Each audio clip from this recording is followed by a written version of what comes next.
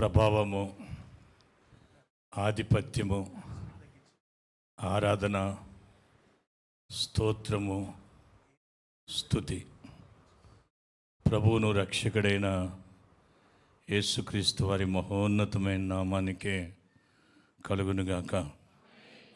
హల్లెలూయా. మీ మధ్యలో కూర్చొని ఆరాధనలో పాల్గొన్నప్పుడు నిజంగా పరలోక ఆనందం ఇక్కడే ఉందన్న అనుభూతి నా మటుకు నేను కలిగి ఉన్నాను, అనుభవించాను. హల్లెలూయా. ఈ అనుభూతి ఈ మందిరంలో ఉన్నంతసేపే కాదు, మన జీవితాల్లో అనుదినం మనం కలిగి ఉండాలి. అందుకు మన పరలోకపు తండ్రితో అనుదినం ఆసక్తితో కూడిన, విశ్వాసంతో కూడిన, అంగీకార యోగ్యమైన సహవాసాన్ని మనం కలిగి ఉండాలి. హల్లెలూయా. పోయిన నెలలో నేను వచ్చినప్పుడు చెప్పిన సందేశం ఎంతమంది గుర్తుంది? బుక్కులు తెరవబాకండి.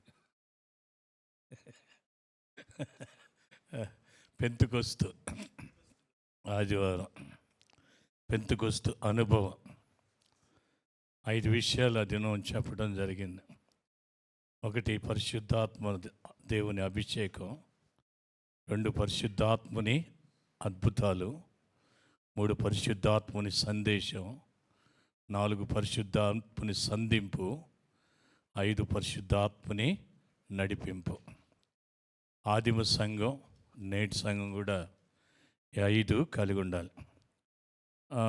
కొంతమందికి అలాంటి వాళ్ళు చెప్పే వాక్యాలు నచ్చకపోవచ్చు. దేవుని సేవకులు ఎవరు వాక్యం చెప్పినా విశ్వాసులైన మీరు నేను చేయవలసిన పని ఏంటంటే వ్యక్తులను బట్టి కాదు, వాక్యముతో పోల్చి చూసుకోవాలి. మీరు బెరయా సంఘంలో ఉన్న విశ్వాసంలాగా ఉండాలి. హల్లెలూయా. ఎవరిలాగా ఉండాలి? బెరయా సంఘంలో ఉన్న విశ్వాసులు. ఏంటి వాళ్ళ ప్రత్యేకత? దేవుని వాక్యమును ముందుగా ఆసక్తితో అంగీకరించారు. తర్వాత పౌలనైనా చెప్పింది లేఖనాలు అనుసరించి చెప్పాడా, లేక తనకు నచ్చింది చెప్పాడా అనేది దాన్ని తెలుసుకోవడానికి అనుదినము వారు లేఖనములను పరిశోధించారు. హల్లెలూయా. కనుక ఇక్కడ మైక్లో చెప్పే ఏ సేవకుని వాక్యమైనా సరే ముందుగా, నేనేదో గొప్పగా చెప్పట్లేదు కానీ ఆసక్తితో అంగీకరించండి. తదుపరి మీరు చేయాల్సిన పని ఏంటంటే చెప్పబడిన వాక్యము, చెప్పబడిన ప్రసంగము వాక్యానుసారమైందా కాదా. నేను కొన్ని విషయాలతో ఏకీవించలేను. ప్రార్థనా వీరులంటే నాకు నచ్చదు. ఎందుకు అంటే వాక్యంలో ఎక్కడ ప్రార్థనా వీరులని లేరు. ప్రార్థనా వీరులని బైబిల్లో లేకపోతే ప్రార్థనా వీరులని ఎట్లా చెప్పుకుంటాం? ఒక రోజున టీవీలో ఒక దైవజనుడు చాలా చక్కటి సందేశం ప్రకటన గ్రంథం గురించి చెప్పాడు. చాలా బాగుంది సందేశం. కానీ అందులో అంత్యక్రీస్తు అంటాడు. నాకు చాలా బాధ కలిగింది. ఆ మెసేజ్ అవగానే ఫోన్ నెంబరు వస్తే చూసి ఫోన్ చేశాను. అయ్యగారు, మీ సందేశం చాలా బాగుంది, ప్రభు రాకడ గురించి చాలా చెప్పారు. కానీ ఒక మాట, అంత్యక్రీస్తు అనే మాట కొంత అభ్యంతరకరంగా ఉందండి. క్రీస్తు ప్రభు ఒక్కడే, మొదటివాడు ఆయనే, చివరివాడు కూడా ఆయనే అంటే వెంటనే అయ్యగారు క్రీస్తు విరోధండి అన్నాడు. బైబిల్లో ఏమనుంది? క్రీస్తు విరోధం ఉంది. ఇంగ్లీష్లో ఏమనుంది? Anti Christ. యాంటీ క్రైస్ట్ మన వాళ్ళు ఏం చేశారు? అంత్యక్రీస్తు చేశారు. ఇలాంటివి మీరు గమనించుకోవాలి. ఇది నా ప్రార్థనాపూర్వకమైన రిక్వెస్ట్.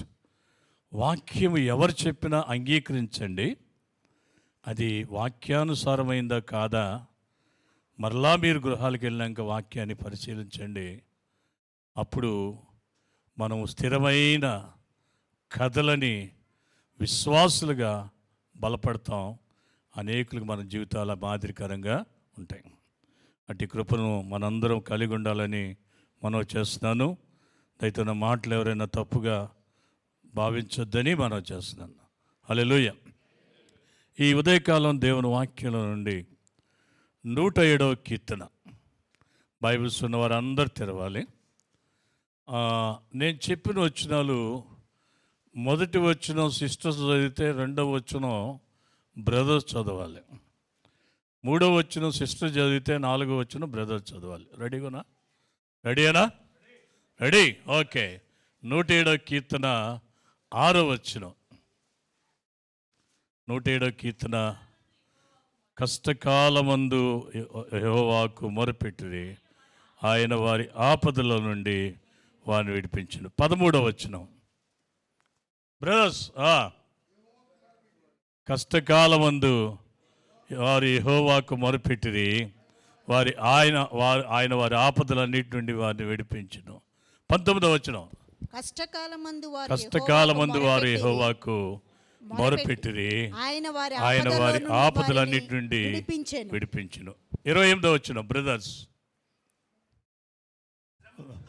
శ్రమకు తాళలేక వారు యెహోవాకు మొరపెట్టిరి, ఆయన వారి ఆపదలన్నిటి నుండి. హల్లెలూయా. తల్ల ఉంచిన చిన్న ప్రార్థన. ప్రేమ కలిగిన మా తండ్రి, ఉదయకాలం మరోసారి మీ ప్రియ బిడ్డల మధ్యకి మీరు నన్ను నడిపించారు. ఇంతవరకు మీ దాసుని నిలబెట్టి మీ బిడ్డలతో మీరు మాట్లాడారు. దానికి కొనసాగింపుగా ఈ ఉదయకాలం మీ మాటలు ఉండటానికి సహాయం చేయండి. నిష్ప్రయోజకుడైన మీ పాదదాసుని మీ సిలువ చాటును మరుగుపరిచి మీ నోటి బోరగా వాడుకొని మహిం పొందమని యేసునామమున అడుగుచున్నాం తండ్రి, ఆమేన్. 107వ కీర్తన చాలా గొప్ప కీర్తన. ఆ మాటకు వస్తే బైబిల్లో ఉన్న ప్రతి అధ్యాయము, ప్రతి వచనం గొప్పదే. ఈ కీర్తనలో మనం గమనించినప్పుడు ప్రాముఖ్యంగా మనకు కనబడే మాటలు ఏంటంటే, 1 కష్టకాలం, 2 ప్రార్థన, శ్రమ. మొదటిది శ్రమ, 2 ప్రార్థన, 3 విడుదల, 4 కృతజ్ఞతాస్తుతి. హల్లెలూయా. 4 ఉన్నాయి ఈ కీర్తనలో. 1 శ్రమ, 2 ప్రార్థన, 3 విడుదల, 4 కృతజ్ఞతాస్తుతి. ఈ కీర్తనలో ప్రాముఖ్యంగా 2 వచనాలు మనం బాగా చదువుకోవాలి. మన దేవుడు ఎవరు, మన దేవుడు ఎలాంటి వాడో తెలియజేసే 2 వచనాలు ఉన్నాయి. 9వ వచనం చదవండి. 107వ కీర్తన 9వ వచనం, ఏలయనగా ఆశగల ప్రాణమును ఆయన తృప్తిపరచున్నాడు, ఆకలిగొన్న వాని హృదయమును ఆయన మేలుతో నింపినాడు. హల్లెలూయా. మన దేవుడు ఎవరండి? ఆశ కలిగిన ప్రాణాలని తృప్తిపరిచేవాడు, ఆకలిగొన్న వాని హృదయాన్ని మేలుతో నింపేవాడు. అలాగే 16వ వచనం చదవండి. ఏలయనగా ఆయన ఇత్తడి తలుపులను పగలగొట్టి ఉన్నాడు, ఇనుప గడియలను విరుగగొట్టి ఉన్నాడు. హల్లెలూయా. మన దేవుడు ఎవరండి? ఇత్తడి తలుపులను పడగొట్టేవాడు, ఇనుప గడియలను. లోహాల్లో గట్టి అంటే ఈ 2 లోహాలు ఉన్నాయి కదా, బంగారం, వెండి, మాంగనీసు ఇలాంటివి ఉంటాయి కదా. ఈ లోహాల్లో గట్టి ఏంటి? ఇత్తడి, ఇనుము. మన దేవుడు ఇత్తడి తలుపులను పగలగొట్టేవాడు, ఇనప గడియలను వెరగొట్టేవాడు, ఆశ కలిగిన ప్రాణాలని తృప్తిపరిచేవాడు, ఆకలిగొన్న హృదయాన్ని మేలుతో నింపేవాడు. ఈ కీర్తనలో 4 సార్లు మనం చదువుకున్నాం కదా, కష్టకాలం కష్టకాలం కష్టకాలం, 4వసారి శ్రమకు తాళలేక. ఎందుకు అంటే మనిషి జీవితంలో కష్టాలు శ్రమలు రావటానికి 4 కారణాలు ఉన్నాయి. హల్లెలూయా. వింటున్నారా? నాకైనా నీకైనా ఎవరికైనా ఈ భూమి మీద పుట్టిన ప్రతి ఒక్కడికి కష్టాలు శ్రమలు రావటానికి 4 కారణాలు ఉంటాయి. ఎవరైనా చెప్తే నమ్మబాకండి. యేసుప్రభుని నమ్ముకున్నాం, కష్టాలు రావు, శ్రమలు రావంటే నమ్ముతారా? మాట్లాడరేంటి? సగం నమ్ముతామని అర్థం. మౌనం అర్ధాంగీకారం అంటారు. మీరు మాట్లాడబోతే అర్థం ఏంటంటే సగం ఓకేనయ్యా అని. ఓకే, మీరు ఇక్కడే ఉన్నారు కదా, అయిపోతులే మాంసం అయ్యి వెళ్ళిపోతుంది. కానీ చేపలు మాంసం వారం అంతా తింటాం. హల్లెలూయా. అది కాదు మనకి ఇప్పుడున్నది. దేవుని సన్నిధిలో శ్రమలు రావు యేసు ప్రభుని నమ్ముకున్న తర్వాత అంటే ఆ చెప్పే బోధకుడు యేసు ప్రభు కంటే గొప్పవాడై ఉండాలి. యేసు ప్రభు ఏమన్నారంటే, లోకములో మీకు శ్రమ కలుగును, ఆయనను ధైర్యం తెచ్చుకొనండి, నేను లోకమును. హల్లెలూయా. యేసు ప్రభు ఏం చెప్పాడు? లోకములో శ్రమ కలుగును. శ్రమలు కంపల్సరీ, ఖచ్చితంగా వస్తాయి.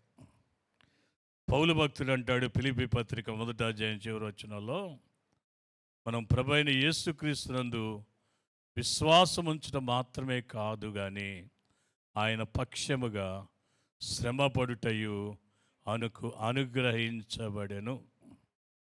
శ్రమ ఏంటి? అనుగ్రహం, ఆగ్రహం కాదు, అనుగ్రహం. శ్రమలు దేవుని అనుగ్రహం. పేతురు భక్తుడు అంటాడు, పేతురు 1వ పత్రిక 1వ అధ్యాయం 6వ వచనం చూస్తే, ఇప్పుడు మీరు సంతోషించుచున్నారు కానీ నానా విధములైన శోధన చేత మీ విశ్వాసము పరీక్షించబడుతుంది. అవసరమును బట్టి అనే మాట ఉంది అక్కడ. ఏముంది? అవసరమును బట్టి నానా విధమైన శోధనల చేత మీ విశ్వాసానికి పరీక్ష కలుగుతుంది. నశించిపోవు సువర్ణము అగ్ని పరీక్ష చేత పరిశుద్ధపరచబడినట్లుగా దానికంటే అమూల్యమైన మీ విశ్వాసము పరీక్షకు నిలిచినదే ప్రభువైన యేసుక్రీస్తు ప్రత్యక్షమైనప్పుడు మెప్పును మహిమను ఘనతయు కలుగుటకు కారణమగును అన్నాడు. అంటే పేతురు గారి ఆలోచన ఏంటంటే శ్రమలు అవసరం. యేసయ్య ఉన్నాడు, శ్రమలు ఖచ్చితం, కంపల్సరీ. పౌలు ఏమన్నాడు? శ్రమలు అనుగ్రహం. పేతురు ఏమన్నాడు? శ్రమలు అవసరం. 119వ కీర్తనలో దావీదు ఏమన్నాడంటే, శ్రమ పొందక ముందు నేను త్రోవ విడిచి తిరిగి తిని ఇప్పుడు నీ కట్టడలు గైకొనున్నట్లు శ్రమ నొంది ఉండుట నాకు మేలు. హల్లెలూయా. శ్రమలు ఏంటండి? మేలు. అంటే ఎవడైనా యేసుప్రభు నమ్ముకున్నాక శ్రమలు రావు. మా అయ్యగారు మీ నెత్తి మీద చేయి పెట్టి ప్రార్థన చేస్తే మీ దుఃఖ దినాలన్నీ సమాప్తం అయిపోతాయి అని చెప్పాడంటే ఆ సేవకుడు, ఆ బోధకుడు వీళ్ళకంటే గొప్పోడు. ఎవరు గొప్పోళ్ళు? యేసయ్య గొప్పోడు. హల్లెలూయా. యేసయ్యని పోల్చి నడుచుకొని నన్ను పోలి నడుచుకున్న, నేను ఈ ప్రభువుని పోలి నడుచుకున్న ప్రకారం నన్ను పోలి నడుచుకోమని చెప్పిన పౌలు గొప్పోడు. సంగమునకు పునాది అయిన అపొస్తలుల అగ్రగణ్యుడైన పేతురు గొప్పోడు. దేవుని హృదయానుసారుడైన దావీదు గొప్పోడు. ఈ మాటలకు విరుద్ధంగా ఎవడని చెప్తే వాళ్ళు వీళ్ళకంటే గొప్పోళ్ళు. మీ ఇష్టం. వీళ్ళ వాక్యాన్ని నమ్ముతారో వాళ్ళు చెప్పేది నమ్ముతారు. సరే, ఈ ఉదయకాలం నేను క్లుప్తంగా మీ దృష్టికి తీసుకురావాలనుకున్నాను. శ్రమలు ఎందుకు వస్తాయి? 4 కారణాలు బట్టి శ్రమలు వస్తాయి. ఈ 107వ కీర్తనలో మనం గమనిస్తున్నాం. 4 కారణాలు బట్టి శ్రమలు వస్తాయి. మొదటిగా సాధారణ శ్రమలు. ఏ శ్రమలు చెప్పండి? సాధారణ శ్రమలు. 107వ కీర్తన 4-5 వచనాలు చదవండి. వారు అరణ్యమందు ఎడారి త్రోవను తిరుగులాడుచుండగా నివాసపురము ఏది వారికి దొరకకపోయిను. ఆకలి దప్పుల చేత వారి ప్రాణము వారిలో కృంగి ఉండగా సొమ్మసిల్లను. ఏంటండి మొట్టమొదటిది ఏంటి?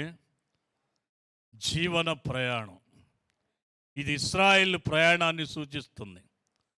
ఐగుప్తును విడిచిపెట్టారు, కనానుకు బయలుదేరారు. 40 రోజులు సాగాల్సిన ప్రయాణం 40 సంవత్సరాలు నడవాల్సి వచ్చింది. కేవలం వారి అవిశ్వాసాన్ని బట్టి. దేన్ని బట్టి? అవిశ్వాసాన్ని బట్టి.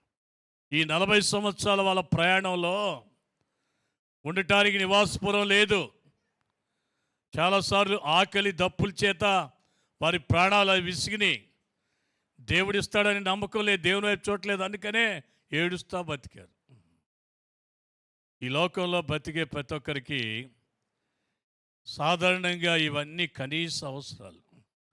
ఆహారం, నీరు, గృహము, వస్త్రము, ఉపాధి.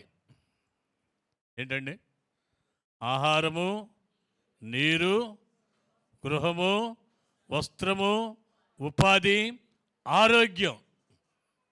ఇవన్నీ కనీస అవసరాలు. వీటిలో ఏదన్నా తగ్గితే ఏంటి మనకి? శ్రమేనా? శ్రమే కదా. తినడానికి టైంలో అన్నం దొరకపోయినా, బాగా దాహం వేసినప్పుడు నీళ్ళు లేకపోయినా, ధరించడానికి వస్త్రాలు లేకపోయినా, ఉండటానికి ఇల్లు లేకపోయినా, ఆరోగ్యం సరిగ్గా లేకపోయినా, చేయటానికి పని లేకపోయినా మనకు శ్రమే. ఇది అందరికీ ఉండేదే. మైక్ పట్టుకుని నాకుంది, ఇక్కడ కూర్చొని మీకుంది, మన చుట్టూ అనుజనులకు ఉంది, మన బంధువులకు ఉంది, అందరికీ ఉంది. భూమి మీద పుట్టిన ప్రతి ఒక్కడికి ఈ కష్టాలు అనేవి ఉంటాయి. అందుకని ఇవి సాధారణ శ్రమలు. అయితే నీకు ఆహారం లేకపోయినా, నీకు గృహం లేకపోయినా, నీకు వస్త్రం లేకపోయినా, నీకు ఉపాధి లేకపోయినా, నీకు ఆరోగ్యం లేకపోయినా, నీ దప్పిక తీర్చబడపోయినా, నీవు కానీ నేను కానీ కష్టకాలమందు ప్రభువుకి మొరపెడితే ఆయన మన ఆపదలన్నిటి నుండి మనల్ని విడిపిస్తాడు. హల్లెలూయా, హల్లెలూయా. ఎలాంటి జవాబిస్తాడు? దయచేసి 5వ వచనం చదవండి. ఆకలి దప్పికల చేత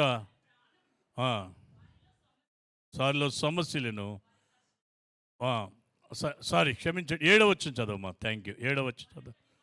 వారొక నివాసపురము చేరునట్లు చక్కని త్రోవను ఆయన వారిని నడిపించాడు. హల్లెలూయా. మన దేవుడు ఏం చేస్తాడు? చక్కని త్రోవలో నడిపిస్తాడు. మన దేవుని త్రోవ వంకర కాదు. తన నామమును బట్టి నీతి మార్గంలో నడిపిస్తాడు. దొడ్డిదారిలో మోసపూరితమైన రీతిలో ప్రభు మన అవసరాలు తీర్చడం. చక్కని త్రోవలో మన ప్రతి అవసరం తీరుస్తాడు. ఈ ఉదయకాలం ఇక్కడ కూర్చున్న నీవు వీటిలో వేటి కొరకు వేదన చెందుతున్నావో? ఆరోగ్యం బాగోలేదని వేదన పడుతున్నావా? ఉండటానికి సరైన ఇల్లు లేదు, అద్దె కట్టుకోలేకపోతున్నాను అని నువ్వు బాధపడుతున్నావా? వస్త్రాలు సరిగ్గా లేవు అని బాధపడుతున్నావా? తినటానికి తిండి సరిగ్గా 3 పూటలు కూడా తినలేకపోతున్నాను అని బాధపడుతున్నావా? నాకు తెలియదు, కానీ నువ్వు ఏ అవసరతలో ఉన్నా ప్రతి అవసరత ప్రభు తీర్చగలడు. క్రీస్తు యేసు నందు మహిమలో మీ ప్రతి అవసర తీరుస్తానని సెలవిచ్చినవాడు. మీరు ఒక నివాసపురం చేరినట్లుగా చక్కని త్రోవను నడిపించేవాడు. ఆయన మీ ప్రతి అవసరతను తీరుస్తాడు. ఎప్పుడు ఆయనకు మొరపెట్టినప్పుడు. నాకు అది లేదు, వాళ్ళకి అది ఉందని వాళ్ళని చూసి వీళ్ళని చూసి ఏడ్చినప్పుడు కాదు. ప్రభువుకు మొరపెట్టినప్పుడు మన సహజంగా సాధారణంగా మనకు వచ్చే కష్టాలన్నీ తొలగిపోతాయి. రెండోది, ఇది బాగా వినాలి. చాలామందికి ఉన్న ఒక దౌర్భాగ్యమైన పరిస్థితి ఏంటంటే, మేలు జరిగితే బాగుంటే అంతా నా భక్తి, నా ప్రార్థన, నేను చేసుకున్న పుణ్యం. ఏదైనా కష్టం రాగానే, ఏదైనా శ్రమ రాగానే అంతా ఆయనే చేశాడు, అంతా ఆయనే చేశాడు. దేవుడు ఏంటంటే ఇట్టు చేశాడు అయ్యగారు, దేవుడు ఏంటంటే ఇట్టు చేశాడు అంటారు. దేవుడు ఎవరి జీవితాలతో ఆడుకునేవాడు కాదు. దేవుడు ఎవరికి అన్యాయం చేసేవాడికి కాదు. మన దేవునికి అన్యాయం చేయటం, మనల్ని జీవితాన్ని ఇబ్బంది పెట్టడం, నాశనం చేయటం ఆయనకి రాదు. హల్లెలూయా, హల్లెలూయా. మరి ఎందుకు వస్తాయండి శ్రమలు అంటే, మీరు 10వ వచనం చదవండి. ఎందుకు శ్రమలు వస్తాయి మనకి?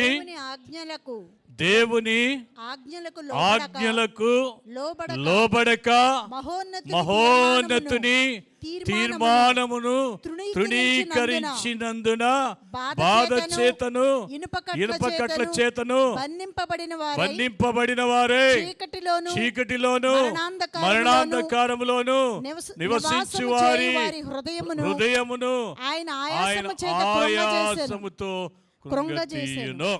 ఇది రెండో రకమైన శ్రమ. ఎందుకు వస్తాయి శ్రమలు? దేవుని ఆజ్ఞలకు లోబడక మహోన్నతుని తీర్మానాన్ని, దేవుని నిర్ణయాన్ని, దేవుని చిత్తాన్ని తిరస్కరించటం వలన మనకి ఏమొస్తాయి? శ్రమలు వస్తాయి. ఎలా ఉంటాయండి శ్రమలు? దేవుని మాట వినకుండా దేవుని చిత్తానికి వ్యతిరేకంగా బతికితే, దేవుని చిత్తం అని తెలుసు కూడా, దేవునికి ఇష్టం లేదని తెలుసు కూడా దానిలోకి నువ్వు దిగితే నీ బ్రతుకు బంధించబడుతుంది. దేని చేత? బాధ చేత, ఇనప కట్ల చేత బంధించబడుతుంది. నీ బ్రతుకు అంధకారం అయిపోద్ది. నువ్వెక్కడ బతుకుతావు? చీకటిలో మరణాంధకారంలో బతుకుతావు. దేవుని ఆజ్ఞలకు లోబడకపోతే, దేవుని చిత్తానికి వ్యతిరేకంగా వెళ్తే నీ బ్రతుకు బంధించబడుతుంది. నీ బ్రతుకు చీకటి అయిపోయింది. అయ్యో పాపం, ఒకప్పుడు నన్ను నమ్ముకున్న బిడ్డ అండి, అయ్యో మాట వెనక బంధించబడ్డారు, అయ్యో పాపం చీకట్లో ఉన్నారు అని దేవుడు జాలి చూపుతాడా? ఏం చేస్తాడు ఆయన? ఆయాసము చేత ప్రాణమును కృంగదీస్తాడు. ఎవరి ప్రాణాన్ని? దేవుని ఆజ్ఞలకు లోబడక మహోన్నతుని తీర్మానమును తృణీకరించు వారికి బంధకాలు, అంధకారము, ఆయాసం. దేవుని వాక్యంలో సంసోను అనే ఒక బలాఢ్యుడు ఉన్నాడు. సంసోను అంటే అర్థం తేజోవంతమైన, షైన్. మన మాటలో చెప్పాలంటే ప్రకాశ్రావు. సంసోన్ అంటే ప్రకాశ్రావు అనమాట. కొర్నేలి అంటే రవికిరణ్, సూర్యప్రకాశ్. కొర్నేలి అంటే సూర్యప్రకాశ్. రవికిరణ్ ఉన్నాడా బైబిల్లో? నీ పేరేంటి? కొర్నేలి. ప్రకాశ్రావు ఉన్నాడా? నీ పేరేంటి బైబిల్లో? సంసోన్. సంసోన్ని భూమి మీద దేవుడు ఒక ప్రత్యేకమైన పర్పస్తో, ప్రత్యేకమైన ఉద్దేశంతో పుట్టించాడు. ఏంటి ఆ ఉద్దేశం? న్యాయాధిపతులు 13వ అధ్యాయం 5వ వచనం చదవండి. న్యాయాధిపతులు 13వ అధ్యాయం 5వ వచనం. సంసోను తల్లి గొడ్రాలు, సంసోను తండ్రి పేరు మనోహ. ఆ గొడ్రాలైన సంసోను తల్లితో దేవుని దూత సూటిగా స్పష్టంగా చెప్పిన సత్యము చదవండి. నీవు గర్భవతివై కుమారుని కందువు, అతని తల మీద మంగళ కత్తి వేయకూడదు. ఆ బిడ్డ గర్భము పుట్టినది మొదలుకొని దేవునికి నాజీరు చేయబడిన వాడు ఫిలిష్తీయుల చేతిలో నుండి ఇశ్రాయేలును విడిపించుటకు అతడు మొదలు పెట్టును. హల్లెలూయా. చెప్పండి, ఇప్పుడు సంసోను దేవుడు ఎందుకు పుట్టించాడు? ఫిలిష్తీయుల చేతిలో నుండి ఇశ్రాయేలు విడిపించటానికి. తల్లిదండ్రులు భక్తిపరులు, తల్లిదండ్రులు ప్రార్థనాపరులు, తల్లిదండ్రులు విశ్వాసులు. ఆ బిడ్డ తల మీదకి క్షౌరపు కత్తి రానివ్వలేదు. ద్రాక్షారసం మధ్యాహ్నానికి దూరంగా ఉంచారు. అతన్ని దేవుని కొరకు నాజీర్ చేసి పెంచారు. కానీ కుర్రోడయ్యాడు. కుర్రోడు రావంగానే కాళ్ళు వచ్చినాయి. కాళ్ళు వచ్చి ఎక్కడికి వెళ్ళాడు? ఫిలిష్తీయుల ఊరు వెళ్ళాడు. తిమ్నాతు అనే ఊరికి వెళ్ళాడు. అక్కడికి వెళ్ళగానే ఒక అమ్మాయి మీద కనుబడింది. చాలా బాగుంది. ఇంటికి వచ్చాడు. మీరు వెళ్ళి అమ్మాయి తల్లిదండ్రులతో మాట్లాడి అమ్మాయిని నాకు ఇచ్చి పెళ్లి చేయండి అన్నాడు. తల్లిదండ్రులు ఒప్పుకోలే. బైబిల్లో ఉన్నది నేను చెప్తున్నా, నా కట్టుకథలు చెప్పట్లే. ఎవరిని మోహించాడు, ఎవరిని లవ్ చేశాడు, ఎవరు కావాలని పట్టుబట్టాడు? ఫిలిష్తీయుల అమ్మాయిని. తల్లిదండ్రులు ఒప్పుకోలే, కానీ మొండి పట్టుబట్టాడు. చేసేదేం లేక వెళ్ళి ఆ అమ్మాయితో పెళ్లి చేశారు. సుఖపడ్డా? కాపురానికి వెళ్ళాడు. అతనితో అక్కడికి వెళ్ళినప్పుడు మనం దేవుడి వాక్యం గమనించే విషయం ఏంటంటే, ఆ ఫిలిష్తీయులతో అతను స్నేహం చేశాడు. ఫిలిష్తీయులతో స్నేహితులు ఉన్నారు అతనికి. ఏ ఉద్దేశంతో దేవుడు నిర్ణయించాడో, అతను పుట్టించాడో, దేవుని చిత్తము, దేవుని ఆజ్ఞకు లోబడక ఫిలిష్తీయులతో స్నేహం చేసి వాళ్ళతో పందెం వేశాడు. బలమైన దానిలో నుండి తిండి పుట్టింది, తిండి దానిలో నుండి తీపి పుట్టింది అని ఒక సామెత, ఒక పొడుపు కథ చెప్పి దాని భావం చెప్పమన్నాడు. వాళ్ళు చెప్పలేకపోయారు. ఎందుకు చెప్పలేదు అంటే అది అతనికి తెలుసు. తల్లిదండ్రులతో అతను వస్తున్నప్పుడు ఓ సింహం ఎదురుపడింది, అతను దాన్ని చంపాడు. అతను తిరిగి మళ్ళీ వెళ్తుండగా ఆ సింహం యొక్క అస్థిపంజరం అక్కడ ఉంది. ఆ అస్థిపంజరానికి ఒక తేనె తెట్టి కట్టింది. దాన్ని పొడుపు కథగా చెప్పాడు. చెప్పినప్పుడు వాళ్ళు ఎవరు చెప్పలేరు ఆ పొడుపు కథ భావం. అందుకనే అతను భార్యని పట్టుకున్నారు. నువ్వు నీ భర్తను అడిగి అతని పొడుపు కథ వివరాలు చెప్తావా, లేకపోతే నిన్ను నీ ఇంటి వారిని నాశనం చేయమంటావు అంటే ఆమె అతని భార్య, అతను బాగా ప్రేమించి ఇష్టపడి చేసుకున్న భార్య అతన్ని విసిగించి ఆ పొడుపు కథ సారాంశం తెలుసుకొని వారికి చెప్పినప్పుడు వారి ముందు సంసోను తలదించుకోవాల్సి వచ్చింది. హల్లెలూయా. అతను కోపంతో నువ్వు ఇలా చేసేయంటని అలిగి ఇంటికి వెళ్ళిపోయాడు, పుట్టింటికి. మళ్ళీ తిరిగి వచ్చేసరికి వాళ్ళ నాన్న ఏం చేశాడు, వేరే ఒక అతనితో సంసోనికి పెళ్లి చేశాడు. ఆడు కూడా సంసోన్ ఫ్రెండ్ అంట. హల్లెలూయా. ఎవరికి ఇచ్చి పెళ్లి చేశాడు? సంసోనికి ఇంకా కోపం, ఏంటో చేసింది నా భార్యను ఇంకోటికి ఇచ్చి పెళ్లి చేసేయండి. అయ్యా నువ్వు అలిగి వెళ్ళిపోయి మళ్ళీ వస్తావో రావాలో అనుకొని చేశానయ్యా. మా రెండో అమ్మాయి ఉంది, ఫస్ట్ అమ్మాయి కంటే చాలా అందగెత్తి ఆ అమ్మాయిని చూసుకోమన్నాడు. ఎందుకు వచ్చినాయి తెప్పలు? ఎందుకు వచ్చినాయి? దేవుని ఆజ్ఞకు లోబడక మహోన్నతుని తీర్మానాన్ని తృణీకరించి సంసోను బ్రతుకు బంధించబడింది. సంసోను బ్రతుకు అంధకారం అయిపోయింది. అయినా బుద్ధి వచ్చిందా? ఏం చేశాడు? గాజాకు వెళ్ళి డెలీలా అనే వేశ్యను ఆశ్రయించాడు. ఇంకో మాటలో చెప్పాలంటే ఆ వేశ్య వశమైపోయాడు. ఫిలిష్తీయుల సర్దారులు ఆ వేశ్యని అడిగారు, ఆ సంసోను బలం ఏంటో, ఆ రహస్యం ఏంటో చెప్పు. సంసోన్ని విసిగించడం మొదలుపెట్టింది. సంసోను, నేనంటే నీకు ఇష్టమైతే నీ బలం ఎక్కడుందో, నీ బలంకి సంబంధించిన రహస్యం చెప్పు. అమ్మా నాకు నా ఇంత జుట్టు ఉంది కదా, 7 జల్లేస్తే పోద్ది అన్నాడు. ఆ తర్వాత ఫిలిష్తీయుల ముందు అది తేలిపోయింది. ఆ తర్వాత ఈ 7 జడల్ని మేకుతో దిక్కొడితే అన్నాడు.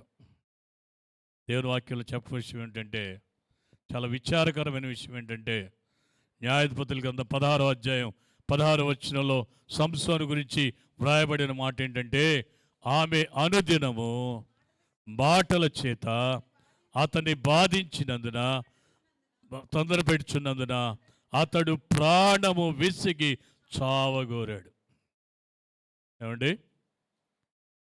బలాఢ్యుడు, సింహాన్ని చంపినోడు, ఒక గాడిద ఎముకతో, చచ్చిపోయిన గాడిద ఎముకతో 1000 మంది చంపినోడు, ఎన్నో బలమైన కార్యాలు చేసినవాడు, ఇశ్రాయేలు ప్రజలకు న్యాయాధిపతిగా ఏర్పాటు చేయబడినవాడు, ఆమె అనుదినము మాటల చేత బాధించినందున ప్రాణము విసిగి చావ గోరాడు కానీ ఆ బంధకంలో నుండి బయటపడటానికి, ఆ చీకట్లో నుండి వెలుగులోనికి రావటానికి ఇష్టపడ్డా? ఇష్టపడ్డా? ఇష్టపడలా. తన బలం యొక్క రహస్యాన్ని చెప్పేశాడు. ఆ స్త్రీ అతని తన తొడ మీద నిద్రపుచ్చి ఏం చేసిందండి? గుండు చేసేసింది. గుండె అయిపోయిన మెలుగు వచ్చిందా? చాలామంది బ్రతుకుల్లో గుండె అయిపోయిన మెలుగు రాట్లా. దేవుని ఆజ్ఞకు లోబడక దేవుని వ్యతిరేకంగా బతికి ఎంత నష్టపోయినా, ఎంత పోగొట్టుకున్నా, ఎంత దీనస్థితికి వచ్చినా గ్రహింపు రాట్లా. సంసోను కూడా గ్రహింపు రాలా. తెలియలా అంటుంది సంసోన్లే, ఫిలిష్తీయులు మీద పడతారులే. 20 వచనంలో రాయబడిన మాట, అతడు లేచి ఎప్పటి అట్లు విరజిమ్మును కొన్ని అనుకోండి కానీ యెహోవా తనను ఎడబాసెనని అతనికి తెలియలేదు. దేవుడు విడిచిపెట్టేసాడని తెలియలేదు. కారణం బంధించబడ్డాడు, చీకటి మయమైపోయాడు, అతని జీవితం నాశనం వైపు వెళ్ళిపోయింది. కారణం ఏంటి? దేవుని ఆజ్ఞకు లోబడల, దేవుని తీర్మానానికి వ్యతిరేకంగా వెళ్ళాడు. సంసోనుకు తెలీదా దేవుడు ఎందుకు పుట్టించాడో? సంసోనుకు తెలీదా దేవుని పట్ల తన చిత్తం ఏంటో? తెలుసు, కానీ దేవుని ఆజ్ఞకు లోబడల, దేవుని చిత్తానికి వ్యతిరేకంగా వెళ్ళాడు. ఏమైపోయాడు? కళ్ళు పీగేశారు, గుడ్డోడైపోయాడు. తీసుకెళ్ళి వాళ్ళ దాగోను దేవత గుడిలో కట్టేశారు, ఎగతాళి చేశారు, హీనం చేశారు. ఎందుకు వచ్చింది బ్రతుకు? ఎందుకు వచ్చింది బ్రతుకు? చెప్పరా? దేవుని ఆజ్ఞకు లోబడక మహోన్నతుని తీర్మానాన్ని తృణీకరించినందున. ఈ ఉదయకాలం ఈ స్థితిలో నువ్వు ఉన్నావా? పరిశుద్ధాత్మదేవుడు ఆయన మెల్లని స్వరంతో నీ హృదయాన్ని తాకుతున్నప్పుడు దయచేసి వాత వేయబడిన మనస్సాక్షితో ఉండొద్దు. నీ జీవితంలో, నీ కుటుంబంలో ప్రతి బంధకానికి, నీ బ్రతుకు అంధకారం కావటానికి, నీ బ్రతుకు ఆయాసం చేత కృంగిపోవటానికి కారణం దేవుని మాట వినకపోవటమే, దేవుని చిత్తానికి వ్యతిరేకంగా వెళ్ళటం పోవటమే. అయినా నీకు ఒక అవకాశం ఉంది, నాకు ఒక అవకాశం ఉంది. కష్టకాలమందు వారు యెహోవాకు మొరపెట్టిరి, ఆయన వారి ఆపదలన్నిటిలో నుండి వారిని విడిపించి. ఎలాంటి విడుదల? 14 వచనంలో, వారి కట్లను తెంపి చీకటిలో నుండి, మరణాంధకారం నుండి. హల్లెలూయా! మన దేవుడు ఎవరండి? కట్లను తెంపి వేసేవాడు. ఇనప గడియలను ఇనప తలుపులను, ఇనప గడియలను వెనక్కొట్టేవాడు, ఇత్తడి తలుపులను పగలగొట్టేవాడు. నీ కట్లు తెంపేలేడా?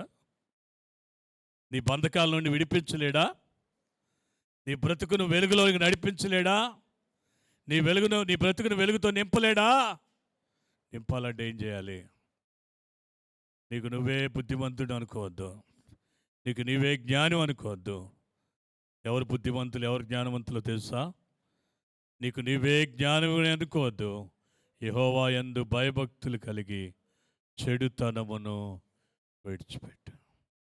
చెడుతనాన్ని విడిచిపెట్టకుండా వాక్యాన్ని విని బాగుంది అనుకుంటే నేను నష్టపరుచుకున్నావు.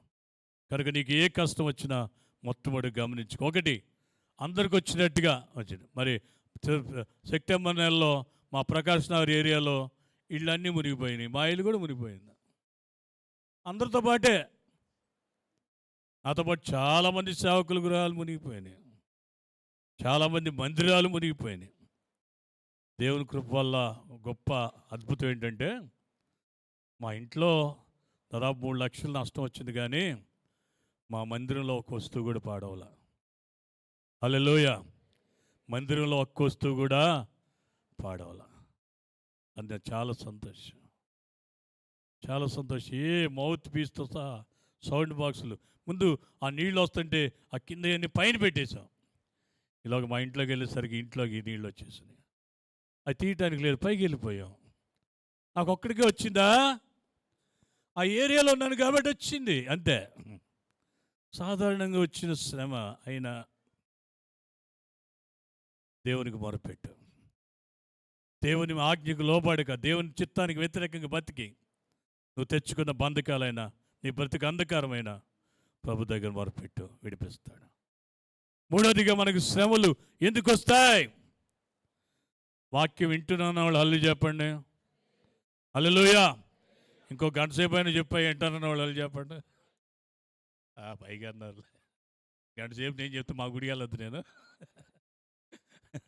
ఓకే, 17వ వచనం చదవండి. 17వ వచనం. బుద్ధిహీనులు తమ దుష్ట ప్రవర్తన చేతను, తమ దోషముల చేతను బాధ తెచ్చుకొందురు. భోజన పదార్థములన్నీ వారి ప్రాణమునకు అసహ్యమాయను. వారు మరణ ద్వారమునకు. ఇది మూడో రకంగా వస్తాయి మనకి. మన బాధలు రావడానికి, కష్టాలు రావడానికి, శ్రమలు రావడానికి, ఇబ్బందులు రావడానికి మూడో కారణం ఏంటి చెప్పండి? బుద్ధిహీన లాంటి గుడి బయట ఉండాలా?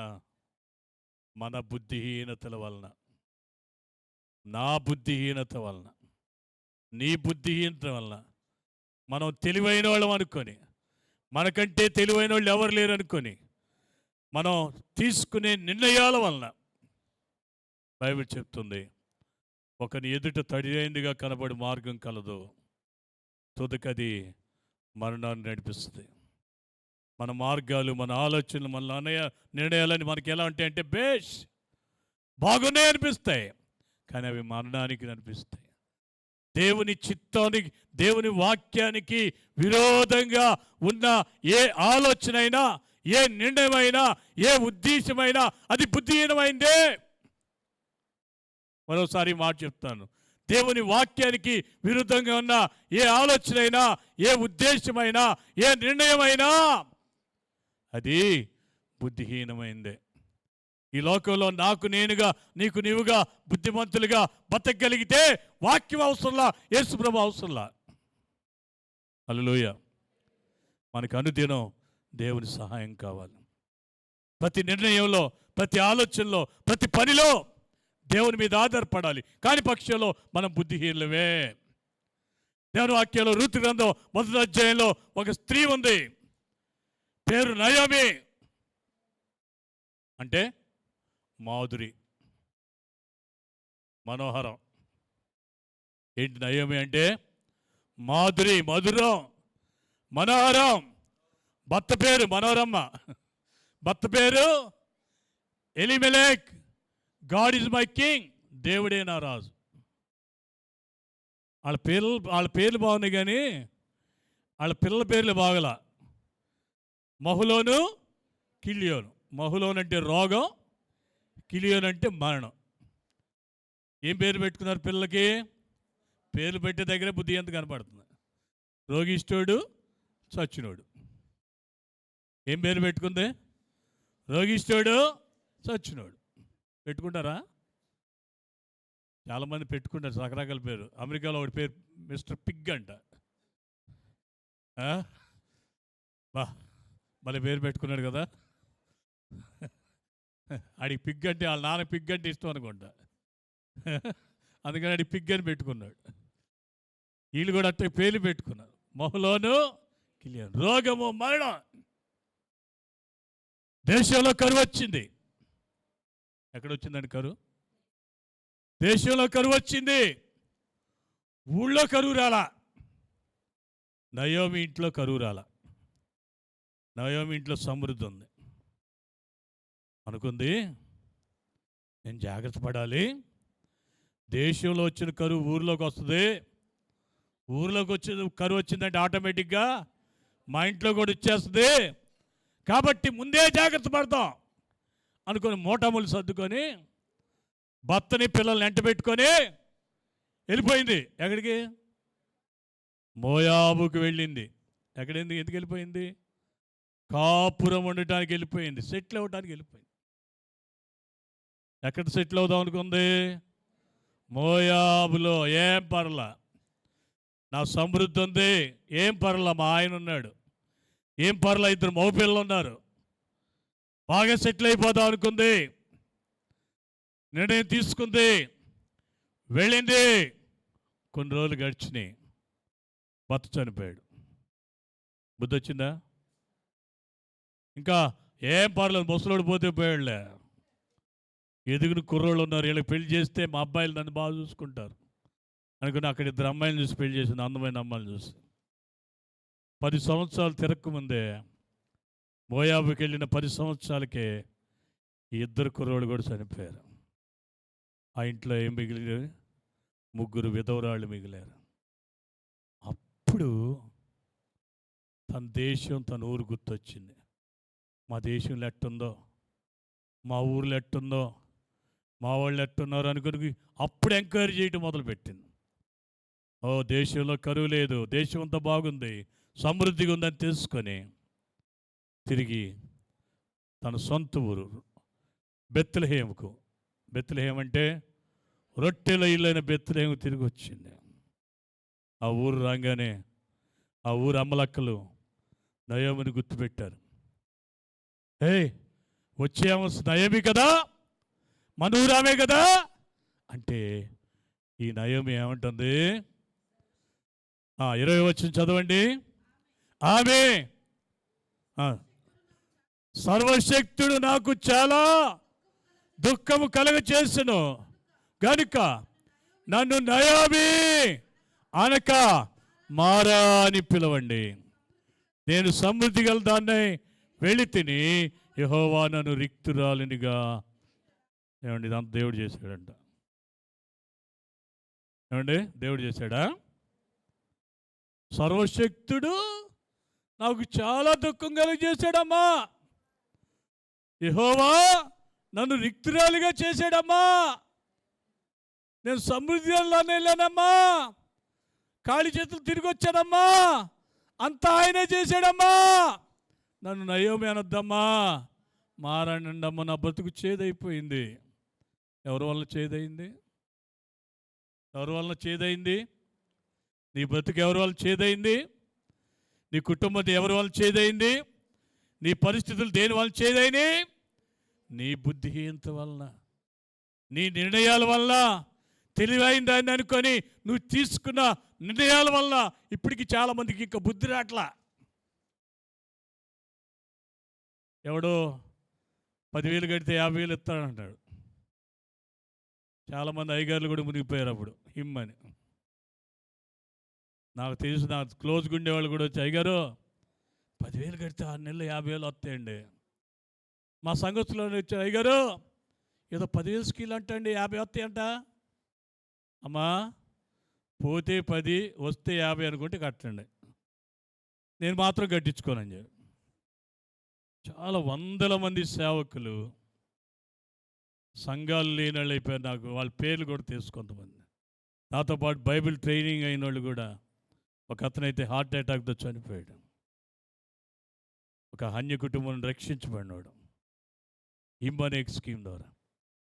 ఇప్పటికీ ఎన్నో స్కీములు, ఫెరాల్స్ అని ఎన్నో వస్తున్నాయి. 1000 రూపాయలు కట్టండి, 3 నెలల తర్వాత వస్తే 10,000 ఇస్తాడు, కట్టేస్తున్నారు. అడిస్తున్నాడు. ఆ తర్వాత వెళ్ళి 10,000 కడుతున్నారు, 1,00,000 వస్తాయని నెత్తి మీద ఇట్లా గొడ్డేసుకుంటున్నారు. దేనివల్ల చాలాసార్లు టీవీలు చూస్తే చెప్తారు, మా ఆయన కూడా చెప్పలేదండి, మా ఆయన కూడా తెలియదండి. ఎవడు చేసుకోమన్నాడు? బుద్ధిహీనతల వలన నేను తెలివైన దాన్ని అనుకొని నీ జీవితాన్ని నాశనం చేసుకొని దేవుణ్ణి నేను. ఇలాంటి వాడి బుద్ధిహీనుల వలన వాళ్ళ యొక్క పరిస్థితి ఎలా ఉంటుందంటే, వారు తినటానికి ఉంటుంది కానీ తినటానికి నోట్లోకి చేతులు వెళ్ళవు. తినటానికి ఉంటుంది కంచంలో ఇంట్లో, కానీ ముద్ద సహించదు. పట్టు పాన్పులు ఉంటాయి, నిద్ర పట్టదు. వారి బతుకులు మరణాంధకారమును. ఎవరైనా ఉన్నారా? ఎవరైనా ఉన్నారా? నేను తెలివైన దాన్ని అని మీ అధిక తెలివితేటల చేత, మీ బుద్ధిహీనత చేత, మీ తీసుకున్న నిర్ణయాలు, మీరు తీసుకున్న పనులు, మీ ఉద్దేశాలు మిమ్మల్ని ముంచేసినాయా? నట్టేట మునిగిపోయామండి, ఇంకా ఇంకేం అవకాశం లేదు, చావే శరణ్యం అనుకుంటున్నారా? అయినా మరొక అవకాశం ప్రభు మీకు ఇస్తున్నాడు. కష్టకాలమందు వారు యెహోవాకు మొరపెట్టిరి, ఆయన వారి ఆపదలో నుండి వారిని విడిపించు. ఎలా?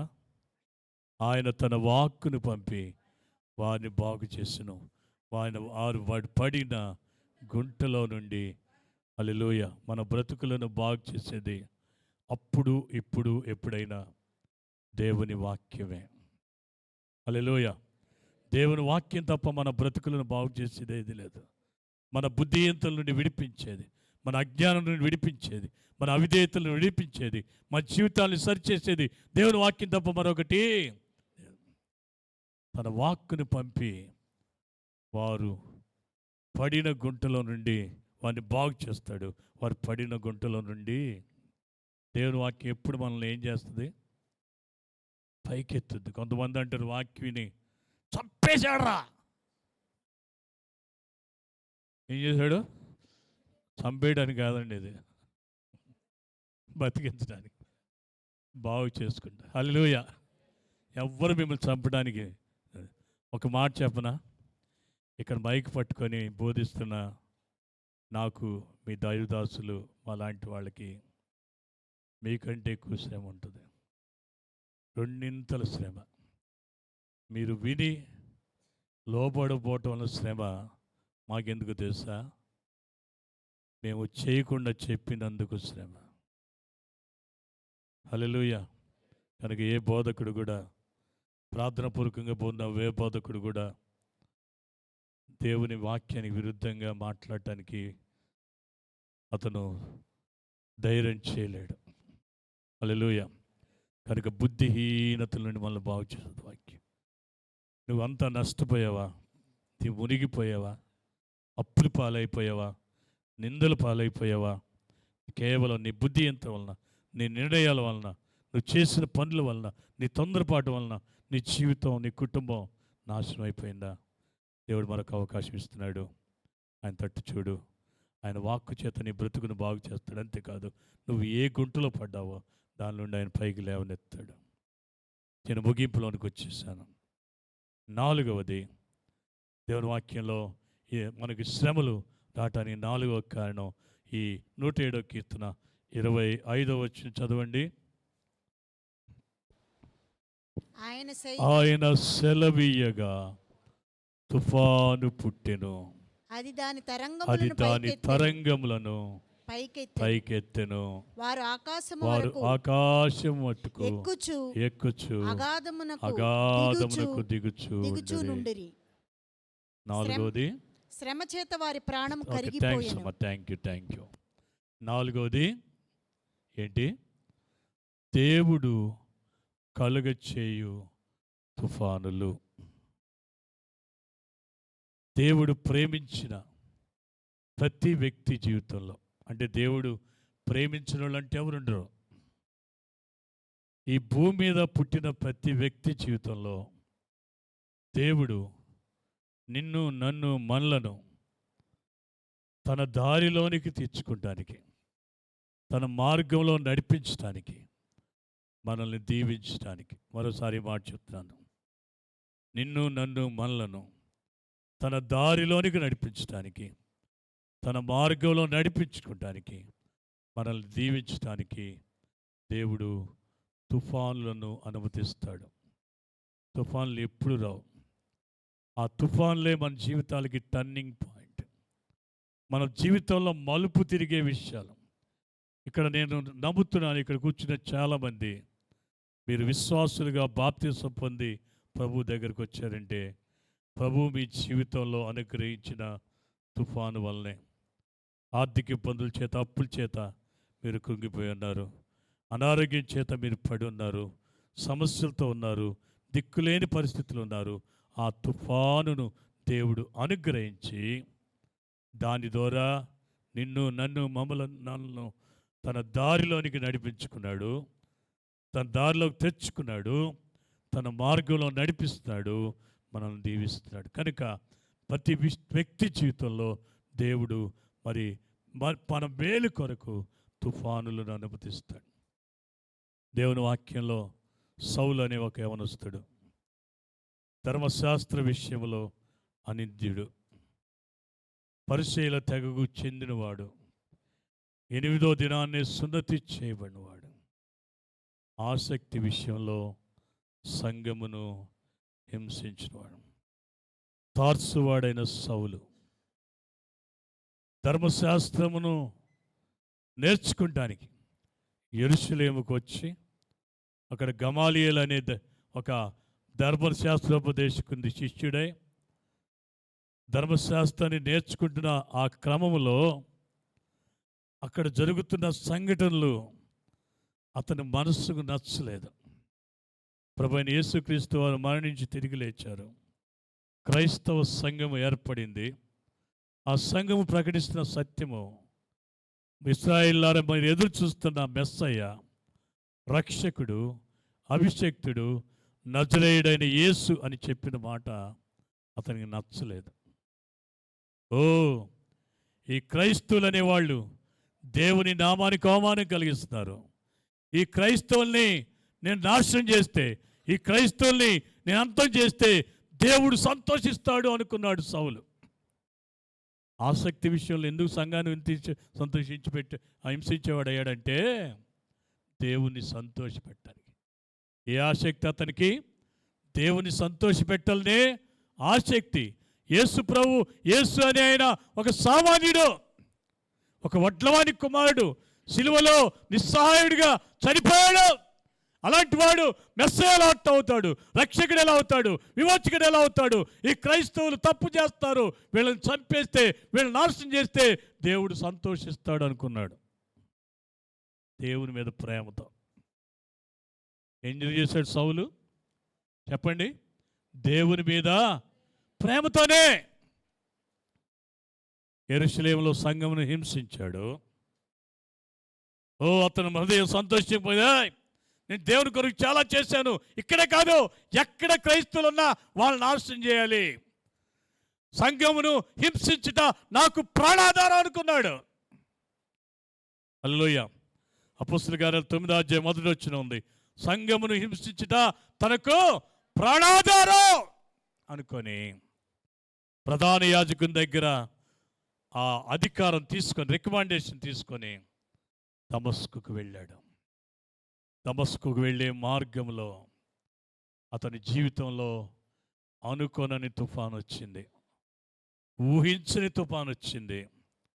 మిట్ట మధ్యాహ్నం 12 గంటల సమయంలో గొప్ప వెలుగు వచ్చింది. ఆ వెలుగుని చూడలేక అతను ప్రయాణం చేస్తున్న వాహనం మీద నుండి కింద పడిపోయాడు. పట్టం గుడ్డోడైపోయాడు. ఏమైపోయాడు?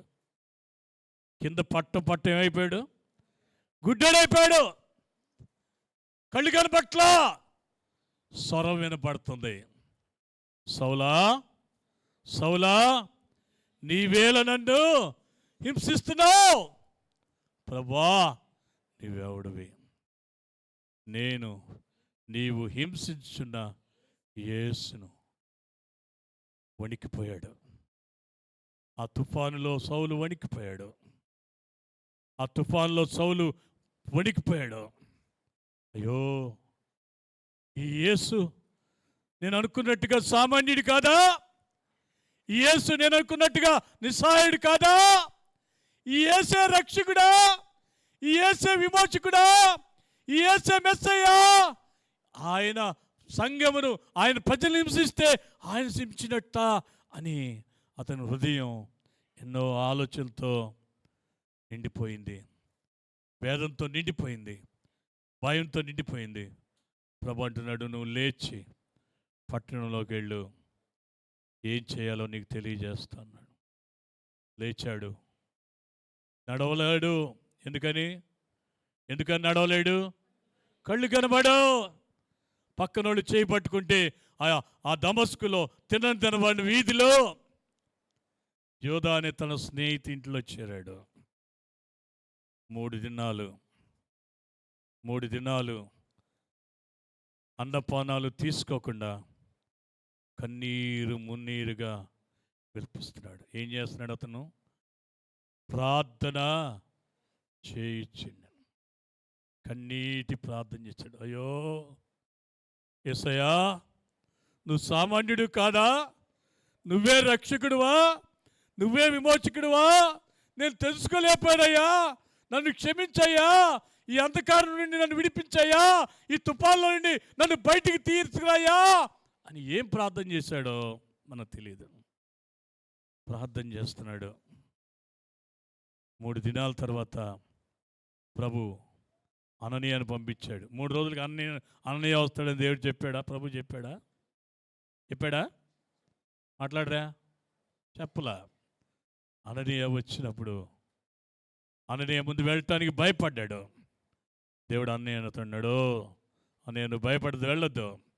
రాజుల ఎదుటను అన్యజనుల ఎదుటను నా నామమును భరించుటకు అతడు నేను ఏర్పరచుకున్న సాధనం. హల్లెలూయా. రాజుల ఎదుట అన్యజనుల ఎదుట దేవుని నామమును భరించుకునే సాధనంగా సౌలును పౌలుగా చేయటానికి దేవుడు ఏమనుమతించాడు?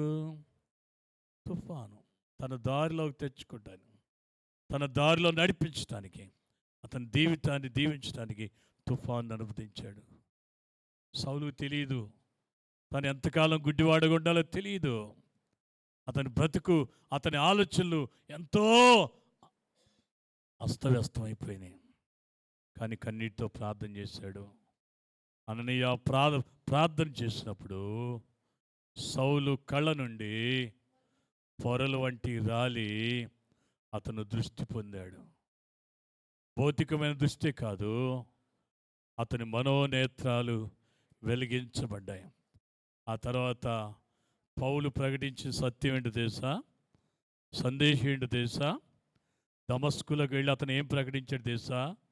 యేసే క్రీస్తు, యేసే క్రీస్తు. అంతకుముందు యేసు క్రీస్తు కాదు, యేసు రక్షకుడు కాదు, యేసు అభిషక్తుడు కాదు, యేసు మెస్సే కాదు అన్నవాడు ఏమని ప్రకటిస్తున్నాడు? యేసే క్రీస్తు. ఆ ప్రభు తన జీవితాన్ని అప్పగించుకున్నాడు. అంతకుముందు ఆయన పేరు సౌలు. సౌలు అంటే పెద్దప్ప. ఆ తర్వాత పేరు మార్చుకున్నాడు, పౌలు అనుకున్నాడు. పౌలు అంటే చిన్నప్ప. ఆర్సీఎం బైబిల్ ఉంటుంది, పెద్దప్ప, చిన్నప్ప, జోజప్ప. పెద్దప్ప అంటే పెద్దోడు సౌలు. పౌలు అంటే చిన్నప్ప, చిన్నోడు. అంతకుముందు ఏమనుకున్నాడు? నేను పెద్దోడిని అనుకున్నాడు. ప్రభువు నమ్ముకుని ఏమనుకున్నాడు? నేను చిన్నవాడిని, అందరికంటే చిన్నవాడిని, పాపులలో ప్రధాన అపొస్తలుల్లో నేను కడసారి వాడిని అన్నాడు. హల్లెలూయా. సౌలును పౌలుగా చేయటానికి దేవుడు తుఫాను అనుభవించాడు. ఈ ఉదయకాలం మన జీవితాలు వెనక్కి తిరిగి చూసుకుంటే సమయం లేదు, చాలా సమయం అయిపోతుంది, నాకు టైం అయిపోతుంది, వెళ్ళాలి నేను. బాగా ఆలోచించండి. ప్రభు నిన్ను ఆయన దారిలో తెచ్చుకుంటానికి, నిన్ను ఆయన దారిలో నడిపించడానికి, నీ జీవితానికి నీ జీవితాన్ని దీవెనకరంగా చేయటానికి ప్రభు ఏదో ఒక తుఫాను పెట్టి ఆయన తట్టు తిప్పుకున్నాడు. ఈ తుఫాను కలిగినప్పుడు సైతం నీ జీవితంలో తుఫాను చెలరేగినా నువ్వేం చేయాలి? ఏం చేయాలి? శ్రమకు తాళలేక వారు యెహోవాకు మొరపెట్టిరి, ఆయన వారి ఆపదలన్నింటిలో నుండి వారిని విడిచి. ఎలా? ఆయన తుఫానును ఆపివేయగా దాని తరంగములు అణిగిపోయెను, అవి నిమ్మళమైనవని వారు సంతోషించిరి, వారు కోరిన రేవునకు. హల్లెలూయా. సౌలు కోరిన రేవుకి ఆయన నడిపించాడు. మనము కోరిన ఉన్నతమైన స్థితిలోనికి ప్రభు నడిపిస్తాడు. అందుకొరకు మన జీవితాల్లో తుఫానులు అనుమతిస్తాడు. ఈ ఉదయకాలం నీ జీవితంలో వచ్చే ఏ శ్రమైనా ముందుగా దానికి కారణం ఏంటో గ్రహించుకోవడానికి పరిశుద్ధాత్మ దేవుడి దినం 107వ కీర్తన ద్వారా నీతో మాట్లాడాడు. మనకి సాధారణంగా శ్రమలు వస్తాయి. దేవుని మాట వినకపోవటం వల్ల శ్రమలు వస్తాయి. మన బుద్ధిహీనతల వల్ల శ్రమలు వస్తాయి. మనల్ని దీవించడానికి దేవుడు తుఫాన్లు అనుమతిస్తాడు. శ్రమ ఏదైనా విడిపించబడే మార్గం ఒకటే. కష్టకాలమందు ప్రభువుకి మొరపెట్టినప్పుడు ఆపదలన్నిటిని విడిపిస్తాడు. నువ్వు ఒక నివాసపురం చేరినట్లుగా చక్కని త్రోవలో నడిపిస్తాడు. నీ కట్లను తెంపివేసి చీకట్లో నుండి మరణాంధకారం నుండి బయటికి పంపిస్తాడు. తన వాక్కు చేత నిన్ను బాగు చేసి నువ్వు పడిన గోతుల నుండి పైకి తీసుకొస్తాడు. నువ్వు కోరిన రేవుకి నడిపిస్తాడు. నువ్వు నేను చేయవలసిన పని ఎంత దినాలు అపాయకరమైన దినాల్లో ప్రభువుకి మన జీవితాలను అప్పగించుకుందాం. ప్రార్థన మరవద్దు, ప్రార్థన విడవద్దు, ప్రార్థన అశ్రద్ధ చేయొద్దు. పరిశుద్ధాత్మ దేవుడు ఈ మాటలు మన వినికిడిలో ఆశీర్వదించునుగాక. తల్ల వంచుదాం, కళ్ళు మూసుకుందాం. దైవజనులు ప్రార్థనలు నడిపిస్తాం.